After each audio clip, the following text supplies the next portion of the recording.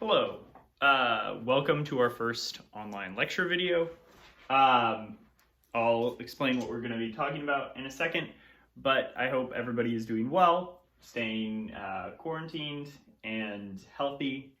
And the first thing I want to do is introduce you to, if you hear some noises, it might be my cat. This is my cat, Nobody. She's great. And there's another one, although he's not around right now, William Blake. I'll introduce you to him later.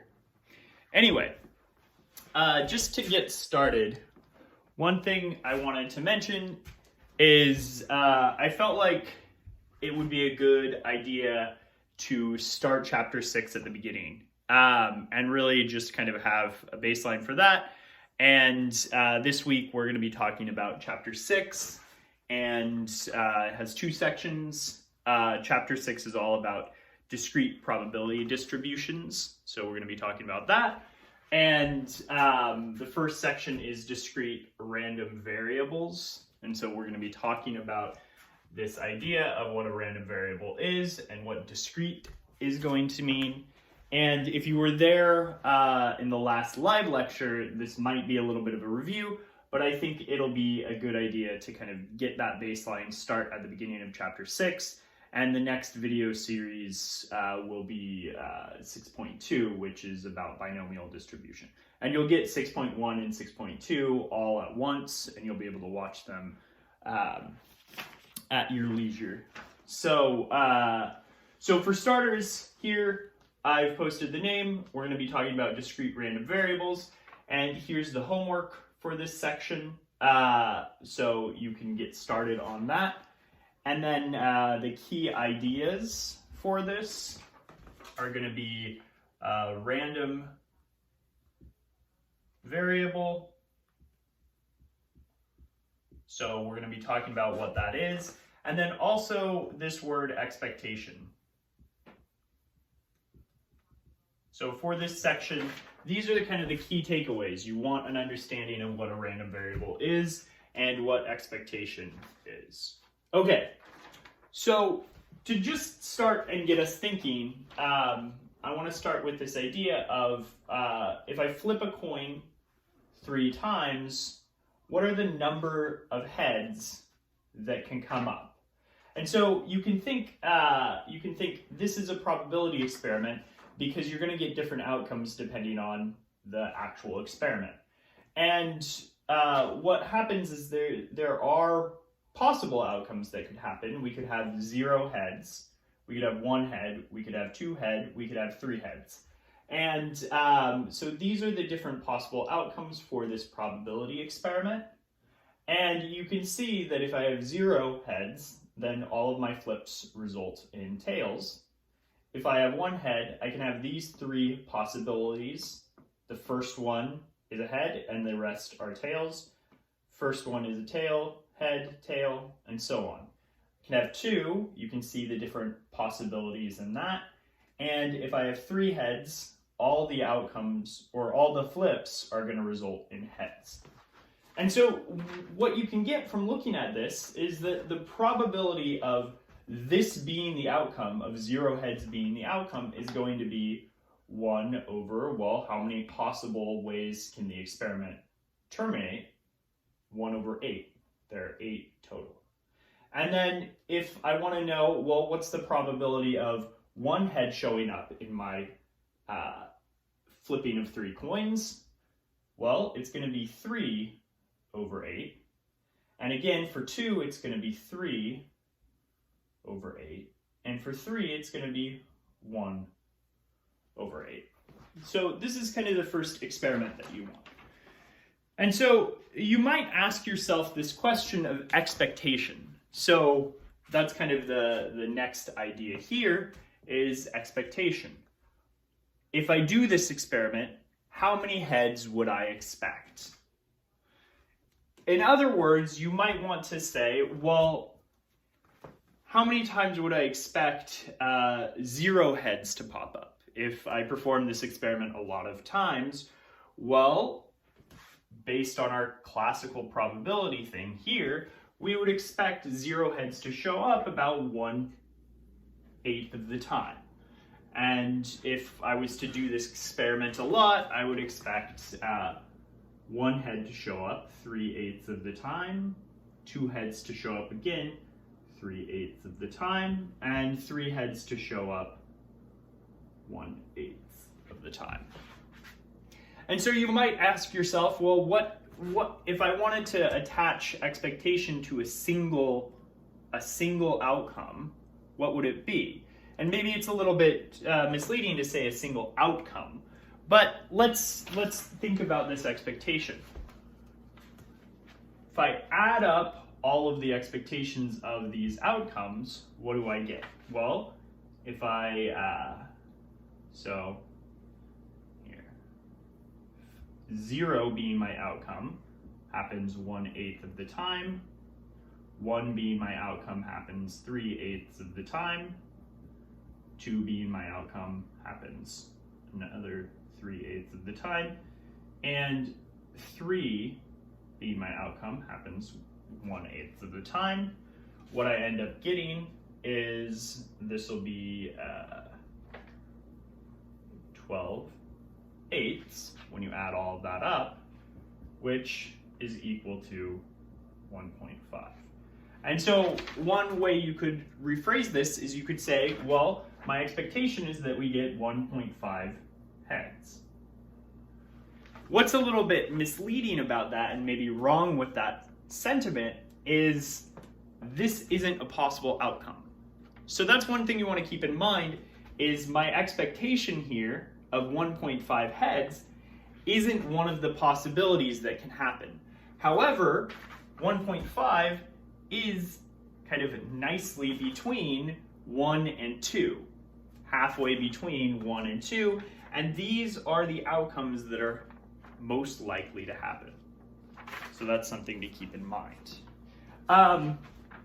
Before I close this video, there's another way to kind of think about this coin flipping experiment, and I will post a link to a video of this, but this is called a Galton board.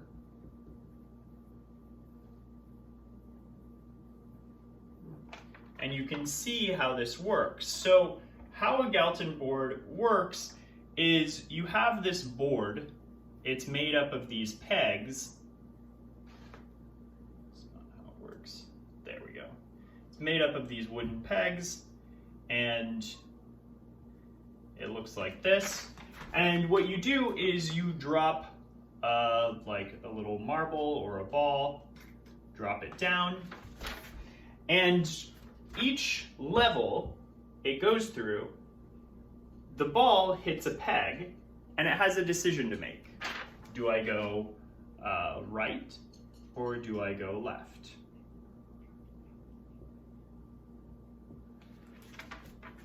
And if it's well constructed, there's going to be, about a 50-50 chance. And each time it goes down, it can go, again, right or left, right or left. And so each level is kind of like flipping a coin one more time. And so when you get to the end, you get, these little cups that hold the different balls, and each cup kind of represents one of these possible outcomes. So you can kind of think about this, instead of flipping tails, you have going left, and instead of flipping heads, you have going right. So the different possibilities is, it never goes right, and so you could have it always chooses left. It goes right once, so it could go left, left, and then right, left, right, and then left, right, and then left, left. Goes right twice, right, right, and then left, right, left, and then right, left, left. Sorry, left, and then 2 rights, and then it only goes right. So you can see that this kind of matches the same thing. And if you watch the video for the Galton board, you'll see a very interesting thing happen because you're going to allow for a lot more levels and you're going to be able to perform a ton of experiments. You're going to be dropping a lot of balls. So this is what's nice about the Galton board. And when you watch the video, pay attention, you're going to see a normal distribution come up. Remember that bell-shaped curve. Anyway, so that's the first video. I'm gonna stop this and I'll come back with some more examples. Okay, so this is gonna be video 2 for 6.1. Maybe I'm gonna introduce you to the other cat. He doesn't like being held, but it's okay. He's gentle. This is William Blake. He's a spaz, especially compared to the other one. But yeah, so William Blake and nobody, if you hear meowing throughout these videos, that's what's happening. Okay, so we saw kind of an example with the flipping a coin 3 times and looking at the heads. We saw an example of what we're talking about here. And the first thing we're going to do is put a name to some of this stuff. So a random variable is, it's just a numerical measure of the outcome of a probability experiment.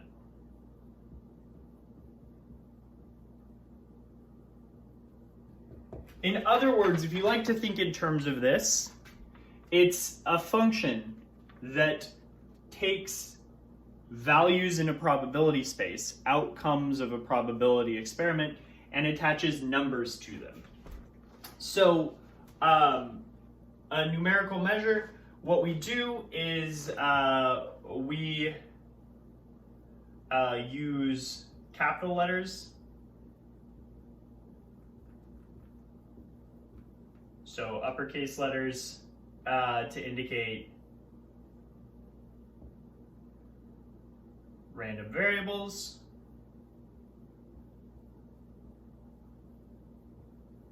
So something like this, and you're going to see this a lot, big X. And just because I know my handwriting can kind of mess this up sometimes, I'll write like something very dramatic, like little bars on the X, like that, to indicate random variables. And this is what I mean when I'm talking about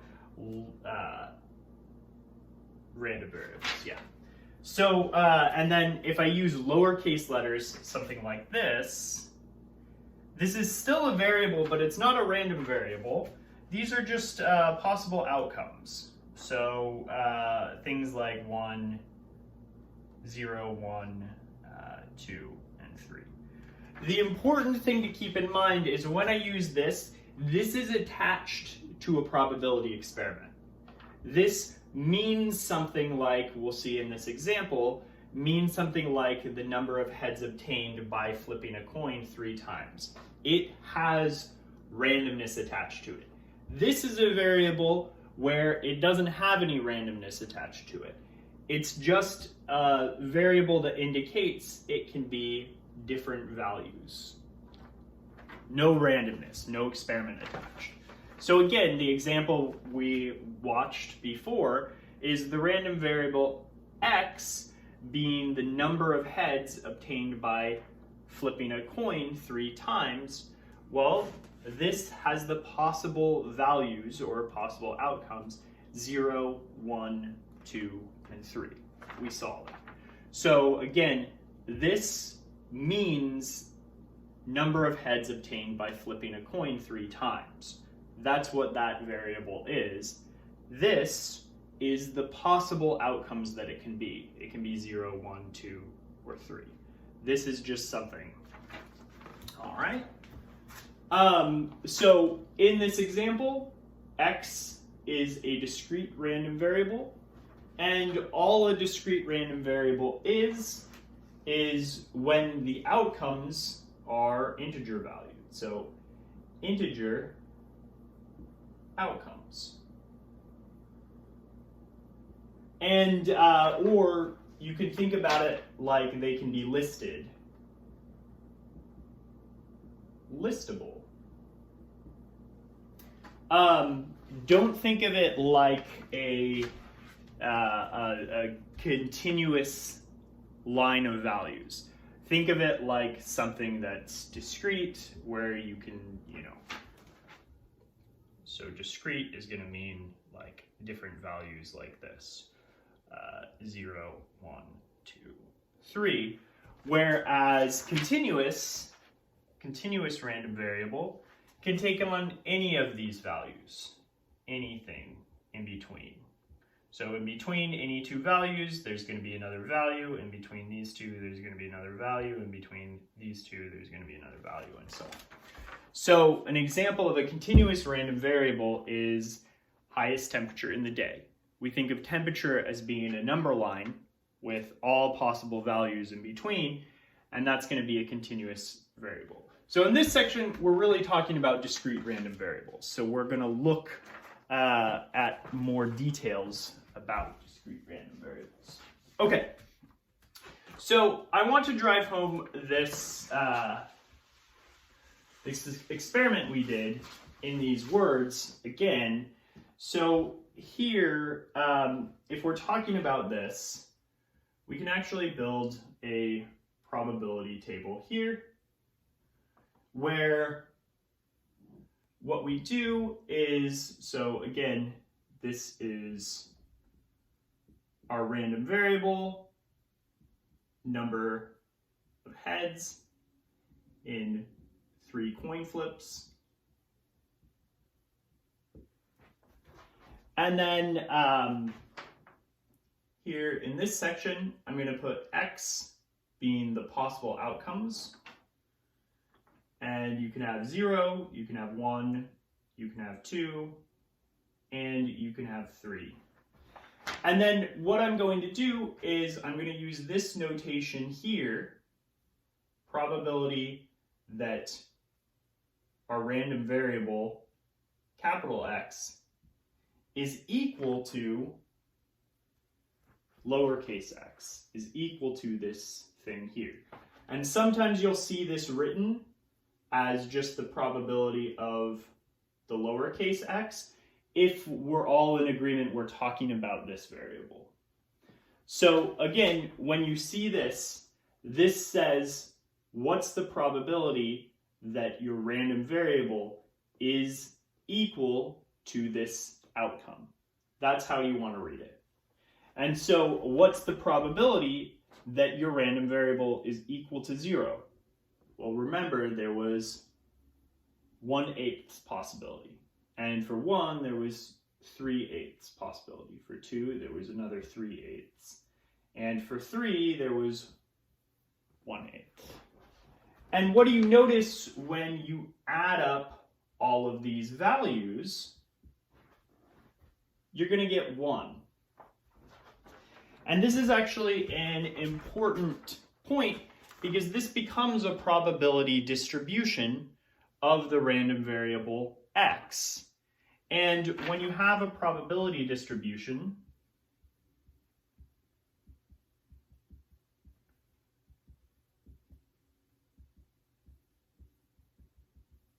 it has 2 rules to it. So these are the rules. And the first rule, again, is that all of the probabilities, if you range over all the possible outcomes, you have to get 1. And the second rule is that if you look at the probability, it has to stay between 0 and 1. It could be equal to 0, in which case that would be an impossible probability. Could also be equal to 1, in that case it would be certain. But it has to stay between 0 and 1. So this is something to keep in mind. Remember, these rules are just the same with any probability model. This is just our probability model is working with a random variable now. All right. All right, so here we are again, still talking about discrete random variables, section 6.1. And right now we're going to talk about expectation. So how this is going to work, how I want to introduce this is through this question: how many people like chocolate? And I've developed this probability experiment where what I've done is I've identified a sample size of 4 individuals, and I've asked those people in that sample size, do you like chocolate? And then I record from that sample size how many of those individuals liked chocolate. And so my discrete random variable, x, is the number of people in a sample of size 4 who like chocolate. And so what I've gone ahead and done is I've drawn a frequency table, or I've started a frequency table, and I've put x, little x here, which indicates the possible outcomes that can come about. And there are going to be 5 possible outcomes. 0 people in that sample size like chocolate, 1 person, 2 people, 3 people, or 4 people. So keep in mind that that's going to be 5 possible outcomes. And then what I've gone ahead and done is, if you were there on the last live lecture, you saw me ask different groups of 4 people if they liked chocolate, or if each individual in that group liked chocolate, and I recorded these numbers. In the first group I asked 3 people like chocolate, in the second group 2 people like chocolate, and so on. 3 people, and then 2 people. So if I want to record these frequencies, well, the number of times that 0 people liking chocolate showed up is 0. 1 person, 0. 2 people, well, I had 2 of those. 3 people, 3 of those. And all 4 of the people liking chocolate happened 0 of the time. All right, and then I can create the relative frequency here. 0, 0, 2 out of 5, 3 out of 5, and 0. Now, what I want to bring your attention to is another way of thinking about relative frequency. So instead of thinking about it as relative frequency, use this notation here, which means the probability our random variable, number of people in a sample of size 4 who like chocolate, is equal to this value. Well, the probability is going to be 0 for 0. Probability is going to be 0 for 1. 2/5 for 2, 3/5 for 3, and so on, and 0 for 4. Okay, so suppose we were satisfied with this data here, this information, and we wanted to predict the number of people who like chocolate in a sample size of 4, if we wanted to predict that. So again, the idea is, suppose we were to run this experiment one more time, and we were to ask ourselves, how many people would you expect? So this is the idea of expectation.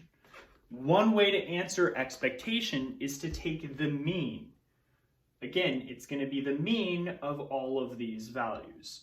So what we're going to do is we're going to add up all the outcomes from our experiments, divided by the number of experiments that we had. And that's going to give us 3 plus 2 plus 3 plus 3 plus 2 over 5. And if you add up all of these numbers, what you're going to get is 13 over 5, which is about 2.6. Okay, I've written it down here because I want to do some calculations in here in a second. But what I want to indicate this by is, again, this is a prediction. What we're saying is we're saying that we expect about 2.6 people from our experiment to, so expectation, to like chocolate. Now, the problem with this isn't an outcome, right? Our outcomes can either be 0, 2, or 0, 1, 2, 3, or 4. So we can't get 2.6 people liking chocolate. That's not going to be a thing. So maybe a better way of thinking about this is if I run this experiment 10 times, out of those 40 people that I ask, how many do I expect to like chocolate? Well, probably about 26 of those 40 individuals. So that's maybe a better way of thinking about it. Okay, so another way to form this calculation here is I could collect all of the like terms. So I could say I have 2 2s, 3 3s. This is still over 5. And I could rewrite this as 2 times 2 over 5 plus 3 times 3 over 5. And notice that here I have the possible outcome 2 times its frequency, and possible outcome 3 times its frequency. And I could actually keep that in the mix here. I could have the possible outcome of 0 times its probability, possible outcome of 1 times its probability, plus the possible outcome of 2 times its probability, plus the possible outcome of 3 times its probability, plus the possible outcome of 4 times its probability. And I still get the same number. This is just an equivalent way of writing this. I know that this looks a little funky here, but sometimes what we're given is we're just given outcomes, possible outcomes, and probabilities. We're not given the number of experiments that we run. Sometimes we don't even run experiments. Sometimes it's classical and we can just look at the probabilities and count them up. And so what this new formulation allows us to do is it allows us to think of what's called the expected value, or the mean, slash expected value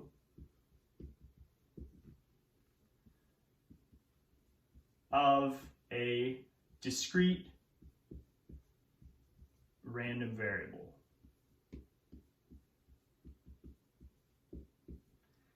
And how that ends up working out is we use this notation E for expected value, our random variable here. And then we can also use this notation to indicate mean, because again, it's also very similar to the mean. It comes from the same calculation.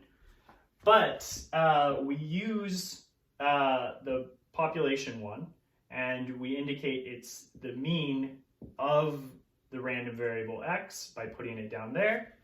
And what this is going to be equal to is you sum up over the possible outcomes times the probability that your random variable is equal to those outcomes. And so you sum up all of these things. So similar to what we did here, exactly like that. And so this is what we mean by the expected value of a random variable. Now, similar to having an expected value of a random variable and having a mean of a random variable, we also have a formula for the standard deviation. So standard deviation of a discrete random variable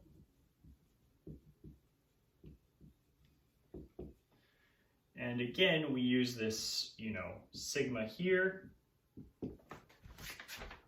and what this is going to be equal to is you're going to sum up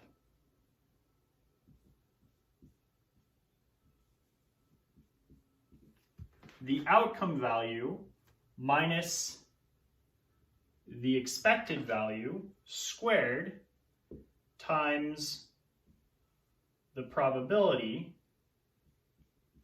of that outcome. And you sum up all of those values, and then you take the square root. So that's the standard deviation. And there's an alternate way. So remember, there were two ways to write this. The other one comes from you squaring the outcomes times the probability of that outcome showing up, summing all of that up, and then you subtract the expected outcome of your random variable square, and then you take the square root of that. So this is the standard deviation. And so we're going to see examples in the next section using the standard deviation and using the expected value, but I just wanted to write them down. We've already seen an example of where the expected value shows up, and that's good. All right.